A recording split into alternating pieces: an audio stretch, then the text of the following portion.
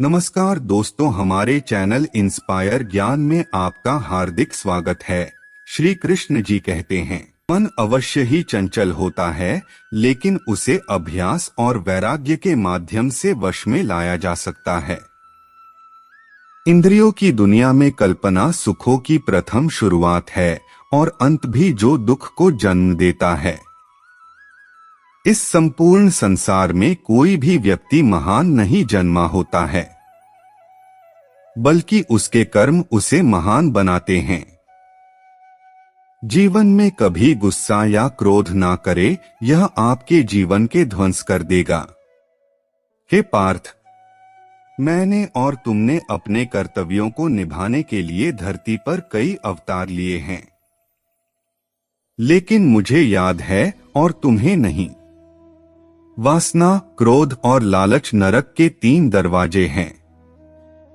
जो मनुष्य जिस देवता की विश्वास के साथ भक्ति करता है, मैं उस व्यक्ति की उसी देवता में दृढ़ता बढ़ा देता हूँ। सभी काम छोड़कर बस भगवान में पूर्ण रूप से समर्पित हो जाओ, मैं तुम्हें सभी पापों से मुक्त कर दूंगा। कर्म करो, फल की चिंता मत करो, भगवद गीता का सबसे बुद्धिमान संदेश है। आज हम केवल पैसे, बेहतर घर, कार और सुरक्षित भविष्य के लिए काम कर रहे हैं। हम इतने लक्ष्य चालित हैं कि हम सब कुछ परिणाम के बारे में सोचकर ही करते हैं। यह एक ऐसी चीज है जिससे हमें बचना चाहिए, केवल इसलिए कि यदि अपेक्षाएं पूरी नहीं होती हैं तो दर्द अवश्यंभावी है। इसलिए काम करते रहें और बदले में कुछ भी उम्मीद न करें। जो व्यक्ति मैं और मेरा इत्यादि की भावना से मुक्त हो जाता है, उसे जीवन में शांति की प्राप्ति होती है। आत्मज्ञान की तलवार से काटकर अपने हृदय के अज्ञान के संदेह अलग कर दो। अनुशासित रहो, उठो और कार्य करो। जिस प्रकार से प्राकृतिक मौसम में बदलाव आता है, ठीक उसी प्रकार से जीवन में भी सुख दुख आता रहता है। वह कभी स्थायी नहीं रहते हैं। इस जीवन में ना कुछ खोता है, ना व्यर्थ होता है। जो लोग परमात्मा को पाना चाहते हैं, वह ब्रह्मचर्य का पालन करते हैं।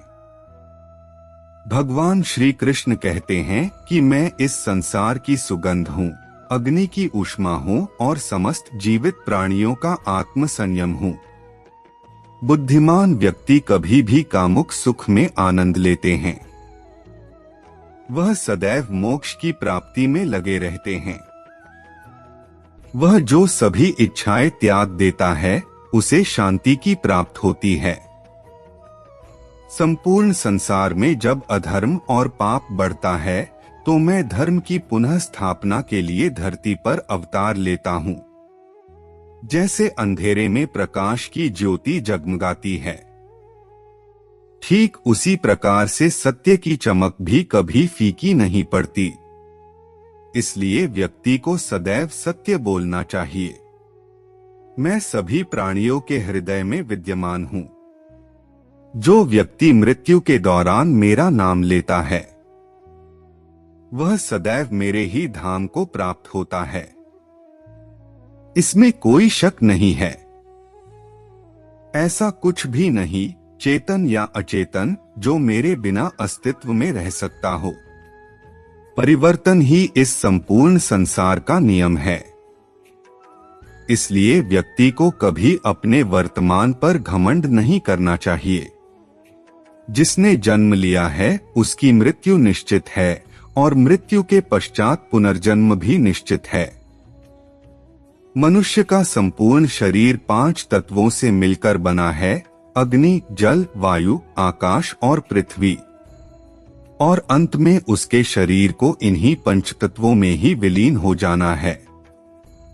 व्यक्ति को अपने आप को सदैव ईश्वर को समर्पित कर देना चाहिए।